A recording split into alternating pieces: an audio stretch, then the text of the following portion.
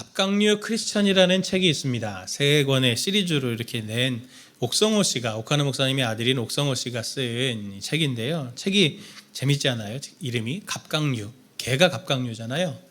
갑각류 크리스천, 비유인데요. 크리스천들이 갑각류 같다, 그렇게 비유를 한 겁니다. 껍질은 단단해 보이는 것 같은데 또 이게 충분히 단단하지 못해가지고 한번 깨지면은 이 복구가 어렵고 치명적이 되는 그런 갑각류. 겉은 단단한 것 같은데 속은 게살, 그렇게 아주 부들부들하고 약해가지고 되게 저항력이 없는 그런 갑각류 같다. 그리고 또 겉은 화려하고 좋은데 속은 이렇게 너무 이렇게 실속이 없는 그런 갑각류 같은 크리스찬들의 모습들이 교회 안에 많이 발견된다 하면서 그런 내용들을 이렇게 담은 책입니다. 초대교부로 불리는 성 어거스틴이 그런 얘기를 했거든요. 교회는 항상 개혁되어야 한다. 이 짧은 한 문장을 종교개혁자인 루터나 칼빈이 붙들고 종교개혁을 이렇게 일으키면서 교회는 계속 갱신되어져야 된다, 그렇게 계속 그렇게 애를 썼죠. 오늘 갑각류 크리스천 같은 이런 책들의 이 논증들 보면은 한편으로는 참 맞는 말이다 생각이 듭니다. 그 책을 보면서 내내 마음이 어려웠던 게 있는데 이유 중에 하나가 뭐냐면 꼬집는 거는 쉬운 거거든요. 비판하는 거는 쉽습니다. 그러나 그 대안대로 살아내는 것은 정말 쉽지 않고 어렵다 생각을 해보게 됩니다. 그럼에도 불구하고 성경에서 말하는 교회는 성도들의 모임이잖아요. 우리 성도님들이 같이 모여있기 때문에 우리가 교회가 되는 건데, 성도님들 한 분 한 분이 말씀으로 이렇게 늘 갱신되어야만 교회가 갱신될 수가 있고 건강해질 수 있는 겁니다. 아무리 힘들더라도 그것을 포기하면 안 되죠.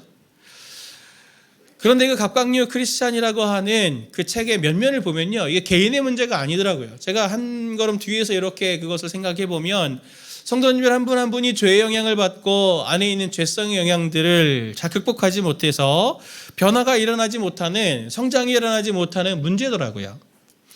우리가 갱신되고 또 구원받아서 그렇게 성장하기 위해서 우리에게 어떤 마음과 태도가 필요한가라고 하는 것을 오늘 그 지혜로 우리 바울이 오늘 우리에게 이 말씀을 통해서 교훈해 주고 있습니다. 오늘 그것을 함께 묵상해 보려고 해요.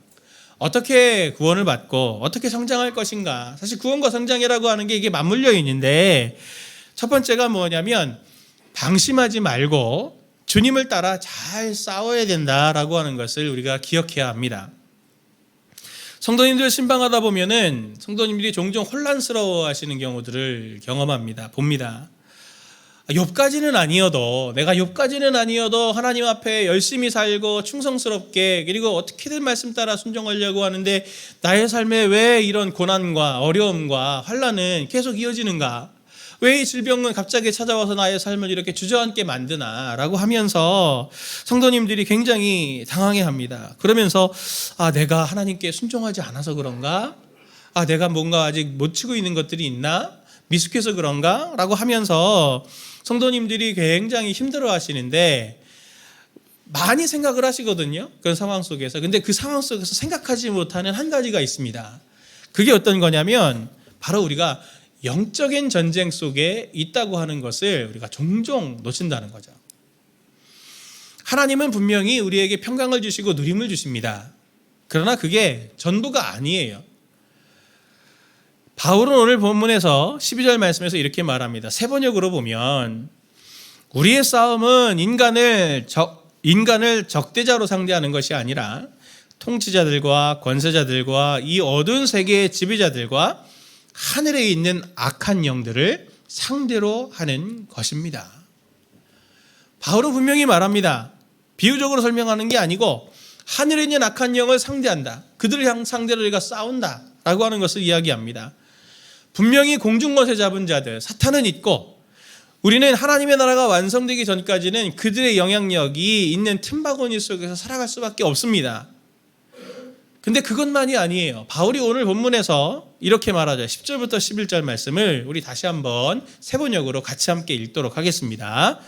끝으로 말합니다. 여러분은 주님 안에서 그분의 힘찬 능력으로 굳세게 되십시오.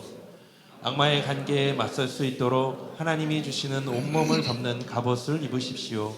아멘.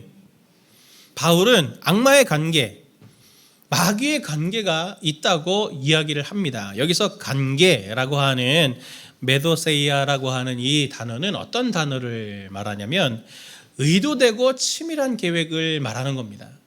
사단이 그냥 지나가다가 한 사람씩 걸려가지고 이렇게 시험하고 하는 그런 게 아니고 성도님들과 저 그리고 공동체 우리 가족과 우리 교회를 면밀하게 지켜보면서 어떻게 하면 넘어뜨릴 수 있을까? 어떻게 하면 주저앉힐 수 있을까라고 하면서 가만히 지켜보고 계획을 세우고 때를 따라서 때를 가만히 보면서 딱 공격하는 그런 치밀한 계획을 바로 이 관계라고 하는 거죠. 사단은 치밀한 계획을 가지고요. 성경을 보면 예수님을 비롯해서 성경의 많은 다른 위인들도 이렇게 치밀한 계획 속에서 약점을 노리고 집요하게 공격합니다. 우리가 이미 잘 알고 있듯이 예수님도 생각해 보십시오. 40년간 예수님이 40일 동안 광야에서 금식을 하셨을 때 제일 먼저 첫 번째로 예수님에게 시험했던 내용이 뭡니까? 네가 하나님의 아들이거든 이 돌을 떡덩이로 만들어라. 배고픔을 그의 약점으로 삼아서 시험을 했습니다. 또 아담을 생각해 볼까요? 아담이 하나님의 말씀을 직접 받았기 때문에 아담을 넘어뜨리지 못하고 직접 하나님의 말씀을 받지 않았고 전애들은 하와에게 먼저 접근해서 하와를 통해서 아담을 넘어뜨리게 그렇게 사단이 공격을 했죠. 다윗도 생각해 볼까요? 다윗이 치명적으로 넘어졌던 상황이 있지 않습니까? 그게 이제 밧세바 사건인데 그냥 넘어진 게 사실은 아니에요. 다윗에게 공식적인 아내가 몇 명이었는지 아십니까? 8명이었어요. 설마 부럽다 하시는 분은 없죠? 예. 여성 편력이 있던 사람이에요. 그걸 보고 밧세바로 인해서 유혹해서 넘어지게 만든 거죠. 예수님의 제자 중 하나였던 가룟 유다도 생각해 보십시오. 돈 맡았던 사람이잖아요. 제자들 중에서 회계. 그 가룟 유다가 예수님을 은30에 판 게 우연이 아닙니다. 사단이 들어가서 가룟 유다로 하여금 예수님을 팔게 한 것이죠. 이처럼 사탄은 지금도 각 사람의 연약한 지점을 살피고 노리고 기회를 봅니다. 사람마다 그 연약한 지점은 다 달라요. 성도님들은 뭘 가지고 공격하실 것 같습니까? 생각해 보셨나요? 생각해 보셔야 됩니다. 경사선의 위험이라는 게 있어요. 경사선의 위험. 경사 아시죠? 경사? 이 경사입니다. 경사 진짜 우리가 알고 있는 이 경사에 차를 세워놓는다고 한번 생각해 보십시오. 차를 세워놓으면 경사가 높으면은 성도님들이 안전을 위해서 거기에 바퀴에 이렇게 돌을 딱 고여놓잖아요. 작은 돌을. 정지 상태에서 그 돌은 그거 돌로만 고여도 차가 밀려 내려오지 않습니다. 그런데 차가 한 번 밀려 내려오기 시작하면은 그 돌로 막으려고 하면 돌을 밟고 넘어가죠. 그렇게 한번 굴려진 그 돌은 차는 계속 가속도를 붙어서 정말 치명적인 다름질로 나가게 되는 게 그게 바로 경사선의 위험인데 죄가 바로 이 경사선의 위험을 가졌습니다. 마틴 루터가 거짓말을 가지고 이 경사선의 위험을 이렇게 죄의 위험을 이렇게 설명을 하는데 이렇게 얘기합니다. 거짓말은 눈뭉치와 같아서 굴리면 굴릴수록 커진다. 하나의 거짓말을 참말처럼 하려면 7번의 거짓말을 필요로 한다. 거짓말 하나 하면 그걸 참된 말로 바꾸려면 7개의 거짓말을 해야 된다는 거죠. 정말 눈뭉치처럼 점점 커집니다. 동공지진이 처음에는 있다가 막 거짓말을 더 많이 해야 되는 거죠. 죄들이 그렇습니다. 죄의 특징이 그래요. 사단은 우리에게 가까이 와서 우리에게 있는 약점과 그리고 우리에 있는 죄성을 가만히 두지 않습니다. 정차되어 있는 차 같은 그 경사에 정차되어 있는 차 같은 그 죄성을 굴리려고 해요. 굴리려고 합니다. 그 약점을 막아야 돼요. 그 약점을 막지 않으면 사단이 그렇게 그 차를 한번 굴려 내려가면 그냥 우리는 거기에 말려가게 되는 거죠. 그래서 바울은 우리에게 말합니다. 에베소 6장 11절과 13절에서 공통적으로 이렇게 말해요. 같이 함께 이 말씀을 읽기 원합니다. 마귀의 관계를 능히 대적하기 위하여 하나님의 전신갑주를 입으라. 그러므로 하나님의 전신갑주를 취하라. 이는 악한 날에 너희가 능히 대적하고 모든 일을 행한 후에 서기 위함이라. 아멘. 아멘입니다. 공통적으로 이야기하죠. 하나님의 전신갑주를 입으라. 하나님의 전신갑주를 취하라. 우리에게 이야기합니다. 잘 싸우기 위해서 우리에게 필요한 것은 하나님의 전신갑주인 것입니다.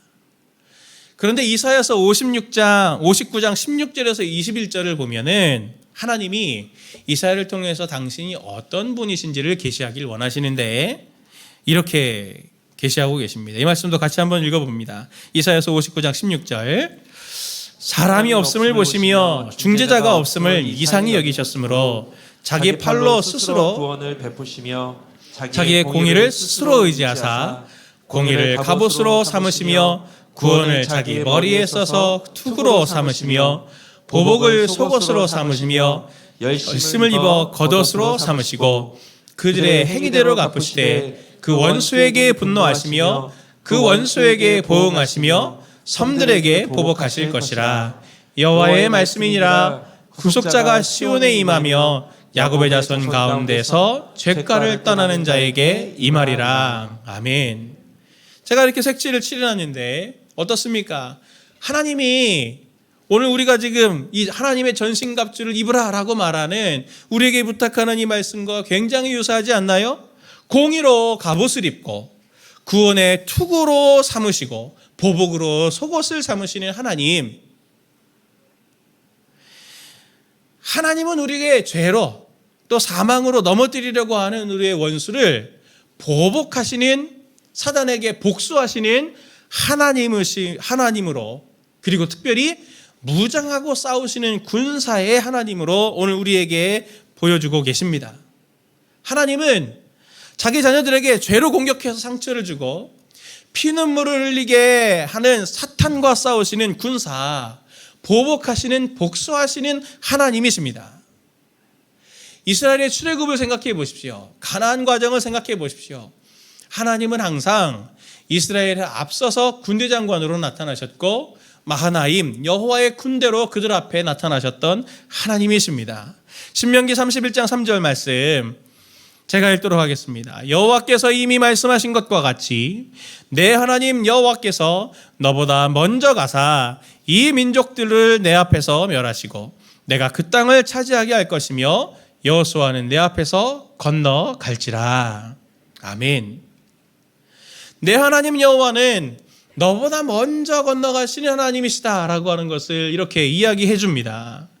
우리에게도 앞서 가시는 먼저 가시는 그 하나님 함께 하시지 않습니까? 바로 성령님이 그분이시죠.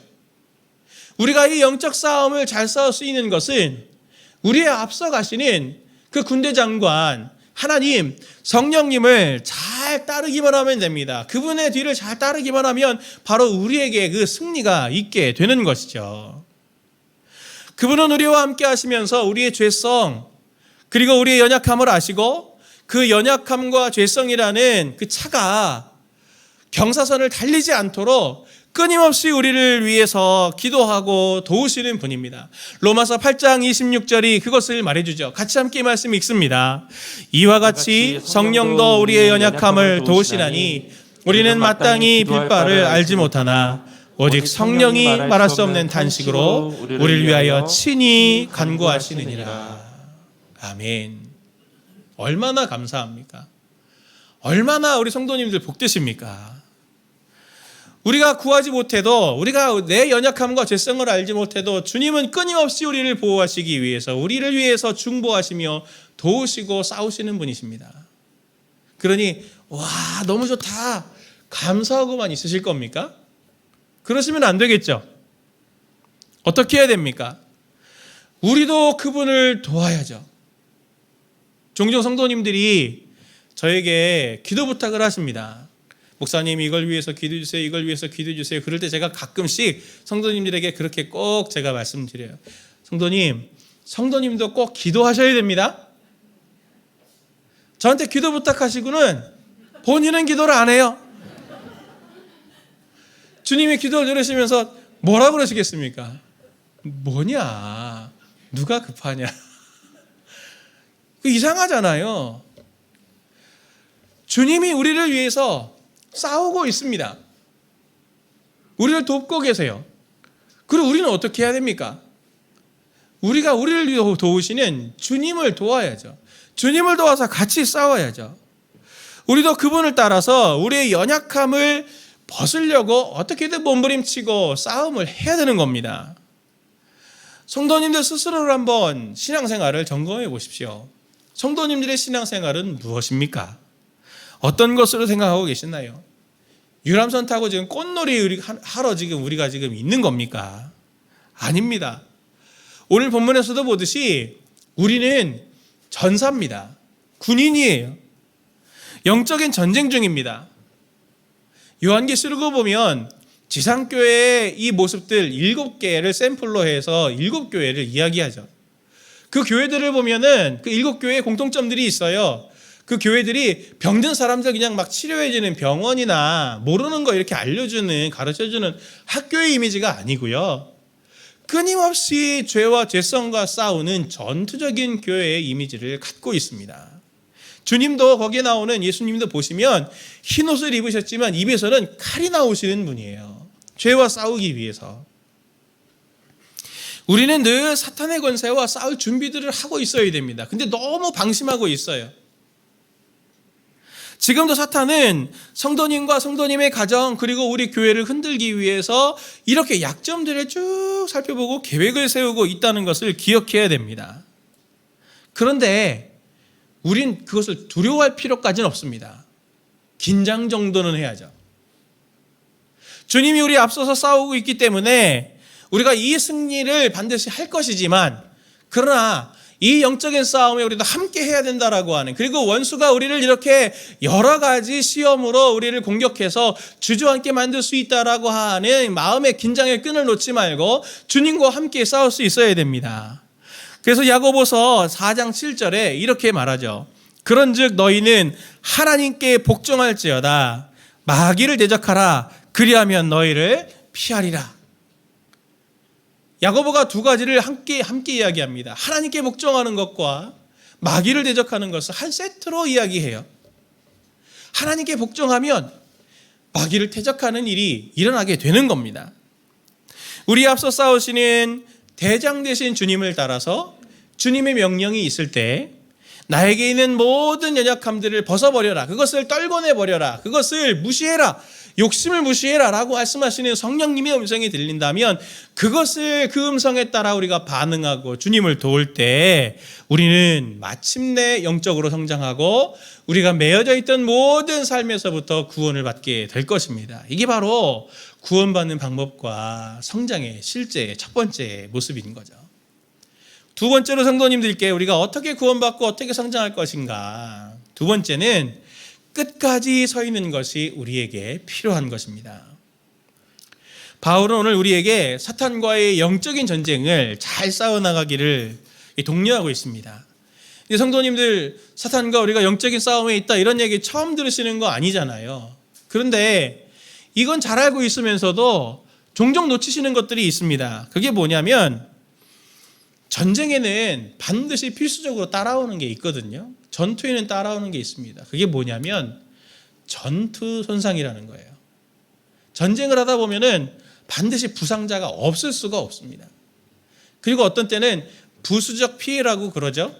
원치 않았던 어쩔 수 없는 이런저런 피해들도 같이 겸해서 입기 마련입니다. 우리가 영적 전투를 한다고 하는데 필수적인 피해 안 받을 거라고 생각해요. 부수적인 피해 안 당할 거라고 생각을 합니다. 그리고 그런 생각들을 안 하다 보니까 우리가 이렇게 삶을 살다가 우리 삶에 이렇게 어려운 일들이 생기면은 내가 무슨 심각한 문제가 있나 보다. 하나님이 나를 버리신 것은 아닐까? 이렇게 우리가 영적으로 낙담하는 일들이 종종 생기는 것이죠. 영적인 전투도 전투기 때문에 당연히 이러한 저러한 피해와 상처들을 입게 마련입니다. 그걸 이상하게 여기지 마세요. 예수님은 이미 그것들을 제자들에게 말씀해 주셨습니다. 마태복음 5장 11절 12절 말씀 보면은 제자들에게 이렇게 말씀하시죠. 나로 말미암아 너희를 욕하고 박해하고 거짓으로 너희를 거슬러 모든 악한 말을 할 때 너희에게 복이 있나니 기뻐하고 즐거워하라. 하늘에서 너희의 상이 큼이라. 너희 전에 있던 선지자들도 이같이 박해하였느니라. 너희 전에 있던 선지자들도 복음을 전하다가 하나님의 말씀을 전하다가 모욕도 당하고 무시도 당하고 사람들에게 미움을 당했어. 너희들도 그런 일들이 있을 거야. 그게 이상한 일이 아니란다. 주님이 우리에게 지혜를 주셨죠. 또 사도들도 요한일서 3장 13절과 베드로전서 4장 12절 13절에서 이렇게 말합니다. 이 말씀 같이 함께 우리 읽어보길 원해요. 같이 볼까요? 형제들아, 세상이 너희를 미워하여도 이상히 여기지 말라. 베드로전서 4장 12절부터입니다.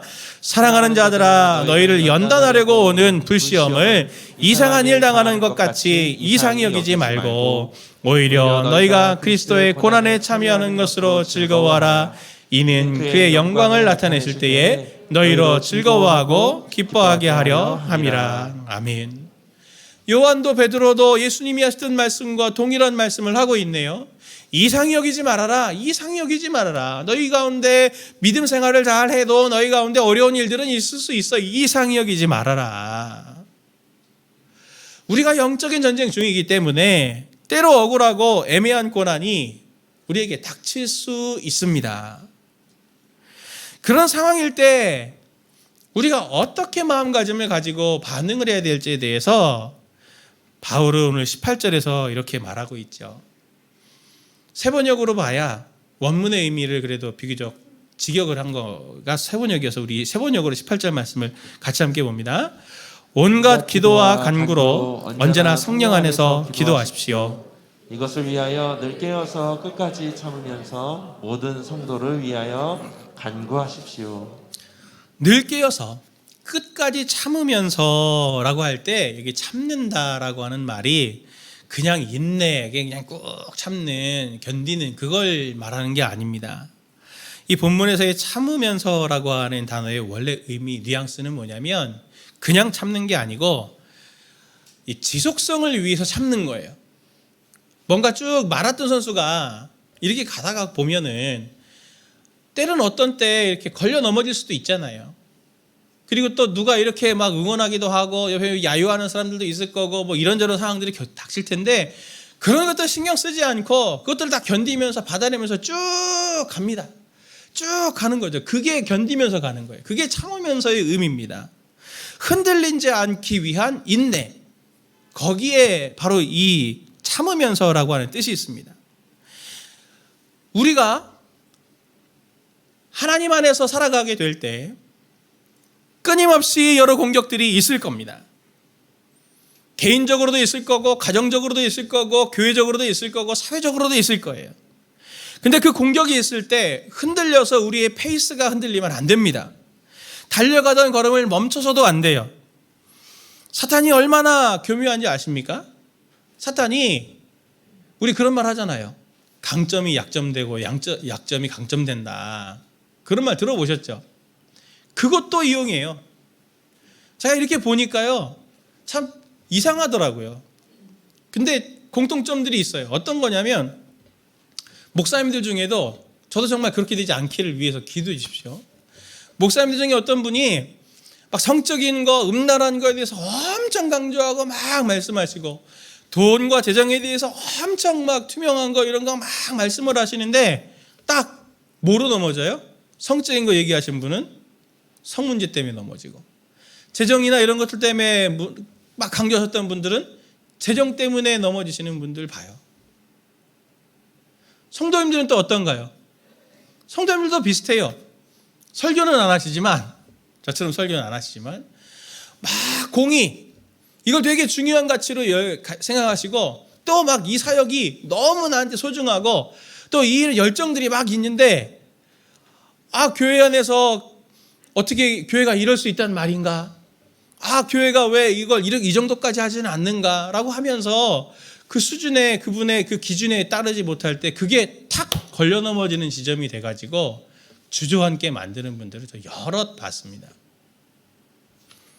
성도님들, 그렇게 해서 신앙생활의 정체와 침체가 생기면 누가 좋아합니까? 좋아할 존재는 딱 하나예요. 사탄이에요. 끊임없이 우리에게 참소를 하는 거죠. 교회가 그러면 안 된다. 목사가 그러면 안 된다. 사역은 이렇게 해야 되는 게 맞는 거지. 자꾸 이상을 높이 기준을 줘가지고 한꺼번에 어떻게 올라갑니까? 다 단계를 밟아서 올라가는 거죠. 그리고 늘 우리가 이렇게 싸움을 싸우면서 정말 차선을 선택하면서 그렇게 우리가 영적인 싸움을 싸우는 건데, 이만한 기준을 주면서 그것에 이르지 못하면 마치 아무것도 되지 않은 것이냐.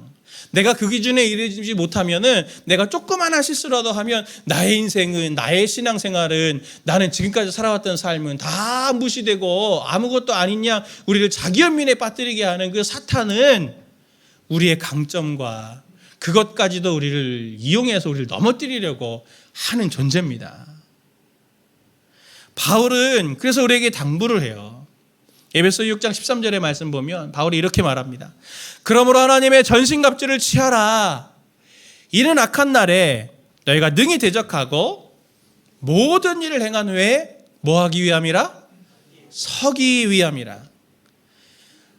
마지막 날에 서기 위해서 전신갑주를 취하라고 이야기하는 거예요. 전쟁을 생각해 보십시오. 전투를 생각해 보세요. 어떤 사람이 승리한 사람입니까? 전장에서 서 있는 사람입니다. 살아남아 있는 사람이 승자예요. 우리는 서 있기 위해서, 승리하기 위해서 하나님의 전신갑주를 입어야 하는 겁니다. 오늘 13절부터 설명하는 하나님의 전신갑주 다시 한번 보길 원합니다. 보실 때 제가 밑줄로 쳐놨는데 여기 여러 전신갑주의 도구들이 나오거든요. 그걸 한번 잘 유의해서 보십시오. 13절부터 같이 봅니다. 시작. 그러므로 하나님의 전신갑주를 취하라. 이는 악한 날에 너희가 능히 대적하고 모든 일을 행한 후에 서기 위함이라. 그런즉 서서 진리로 너희 허리띠를 띠고 위에 호심경을 붙이고 평안의 복음이 준비한 것으로 신을 신고 모든 것 위에 믿음의 방패를 가지고 이로써 능히 악한 자의 모든 불화살을 소멸하고 구원의 투구와 성령의 검 곧 하나님의 말씀을 가지라. 아멘. 보셨죠? 댁에 가서도 한번 꼭 보십시오. 보면 6가지 도구가 나오거든요. 보호기구가 5가지가 나오고 공격용 도구는 1가지가 나옵니다. 보호기구가 5개로 훨씬 많고 도구는 딱 하나예요. 앞서 싸우신 하나님이 이겨내실 거기 때문에, 승리를 주실 거기 때문에 우리에게 공격도가 그렇게 많이 필요하지 않습니다. 그러나 우리에게 이 영적인 싸움의 실제에서 우리가 어떻게 마지막 날까지 설 수 있느냐, 보호도구가 5가지다라고 하는 것이 무엇을 말해줍니까? 우리 자신을 보호하는 것이 이 영적 싸움에 있어서 가장 중요한 실제다라고 하는 것을 오늘 성경이 우리에게 말해주고 있는 거죠. 중요한 관건은 나를 보호하는 겁니다. 나의 심령을 보호하는 거예요. 영적인 싸움이기 때문에 상처를 안 받을 수 없습니다. 그러나 상처가 생기면 잘 싸매고 소독하고 약도 바르고 해서 그게 깊어지지 않도록 해야 되고, 상처를 받을 때 너무 그것이 깊숙이 들어와서 치명적인 상처가 되어서도 안 됩니다. 그걸 지혜로 오늘 우리에게 주는 거죠. 저는 이 말씀을 묵상할 때 영화 같은 게 그림이 떠오르더라고요. 오늘 성도님들이 군인이 됐다고 생각하시고 전쟁을 지금 딱 앞두고 지금 이렇게 장비를 하나씩 탁탁탁탁 찬다고 생각을 해보십시오. 마음이 어떻겠습니까? 실전을 앞두고 이제 내가 전쟁에 이걸 막 차는데 하나씩 붙일 때마다 막 두려움과 아드레날린이 막 나오지 않겠어요? 예? 이거를 조금이라도 이게 전쟁 중에 이게 풀리면 어떡하나. 날아오는 화살에 내가 이렇게 머리에 상처를 입으면 안 되지. 잘 써야지. 편안한 걸 나한테 맞는 거를 해야지 하면서 정말 준비들을 하나하나 차곡차곡 해나갈 거예요. 우리의 약한 부분들, 공격받을 수 있는 부분들 하나하나 생각하면서 거기에 차곡차곡 하나님께로부터 오는 좋은 은사들을 덧대는, 그게 바로 영적인 성장이고, 그게 바로 전신갑주를, 하나님의 전신갑주를 취하는 것입니다. 진리 위에 의를, 의 위에 복음을, 복음 위에 믿음을, 믿음 위에 구원의 확신을, 구원의 확신 위에 하나님의 말씀을 우리가 덧대어 가는 것이죠. 그게 우리에게 필요합니다. 저와 우리 성도님들에게 그것이 바로 성장인 것입니다. 치열하게 싸우다 보면은 이런저런 모양으로 상처를 받을 수 있습니다. 패닉에 빠질 수도 있고요. 지칠 수도 있습니다. 제가 성도님들에게 예언의 한사는 없지만 예언합니다. 성도님들 개인과 성도님들 가정에 그리고 우리 교회에 분명히 사단의 관계에 시험이 분명히 있을 겁니다. 분명히 있을 거예요. 없을 수가 없어요. 없을 수가 없어요. 그래서 저도 그렇고 성도님도 그렇고 반드시 지칠 때도 오고 반드시 패닉 올 때도 있고 반드시 상처받을 수도 있습니다. 사단은 교묘하게 개인적으로도 공동체적으로도 상처받게 하고 부대끼게 하려고 할 거예요. 그래서 우리를 주저앉게 만들거나 그 걸음을 늦게 하거나 할 겁니다. 그런데 그 계략에 성도님들이 속아 넘어가시면 절대로 안 됩니다. 그럴 때 의지적으로 다시 일어나시려고 하셔야 하는 겁니다. 바울은 그래서 이 전쟁에서 한 가지를 우리에게 더 부탁해요. 그게 바로 18절 말씀인데 모든 기도와 간구를 하되 항상 성령 안에서 기도하고 이를 위하여 깨어구하기를 항상 힘쓰며 여러 성도를 위하여 구하라. 여러 성도를 위하여 구하라. 서로 기도해 주라라고 하는 것을 특별히 부탁하고 있습니다. 이걸 위해서 공동체가 있는 거예요. 이걸 위해서 공동체가 있는 겁니다. 영적인 싸움에서 가정이 있는 이유, 영적인 싸움에서 공동체가 있는 이유는 연약한 자들을 다시 일으켜 세워주고 상처받는 자들을 싸매어주고 그들의 치명적인 공격들로부터 우산이 되어주는 역할을 해주는 것이 바로 공동체의 역할입니다. 우리는 늘 종교 행위로 이게 기도를 하잖아요. 그리고 인사치레처럼 얘기하죠. 기도할게요. 기도할게요. 너무 자주 이렇게 남발하다 보니까 기도가 그냥 뭐 당연한 거고 기도를 그냥 너무 쉽게 생각을 하는데 실제로 기도가 얼마나 중요한 능력이 있는지 아십니까? 제가 제 기도 제목 내놓는 것들이 좀 보면 이렇게 우물쭈물 하시는 분들이 있어요. 왜냐하면 기도 제목들이 되게 이렇게 좀 사적인 부분들이 많잖아요. 치명적인 부분들일수록. 내가 이거 오픈하면은 나한테 이거 이게 채신이 뭐가 되나 하는 이런 것들 때문에 기도 제목을 안 내놓으시는데 기도해줘. 기도의 능력을 안다면 내가 좀 창피하고 부끄럽더라도 그분들의 기도를 통해서 내가 하늘의 공급을 받아서 내가 일어설 수 있다고 하는 것을 왜 성도님들이 모르십니까? 우리 자꾸 기도 제목 내놓으셔야 돼요. 옆에 있는 분들한테도 기도 제목 내놓으셔야 됩니다. 힘들수록 지칠수록 괴로울수록 우리 개인은 참 약합니다. 교회는 공동체는 예배를 드리기 위한 공동체만이 아니에요. 이 공동체는 연약한 저희들을 하나님께서 개인적으로 구원하신 것을 공동체적으로 불러서 서로가 서로를 위해서 기도해줘서 연약한 것은 일으켜주게 해주고 각 사람들을 통해서 상처받은 것들은 싸매어질 수 있도록 하나님께서 그렇게 하기 위해서 공동체로 저희들을 묶어주신 겁니다. 옆에 있는 분들 한번 보십시오. 옆에 있는 분들 한번 보세요. 설마 이렇게 보시지 않았죠? 그건 도리도리 하신 거고. 예. 옆에 있는 분들이 성도님들의 동역자입니다.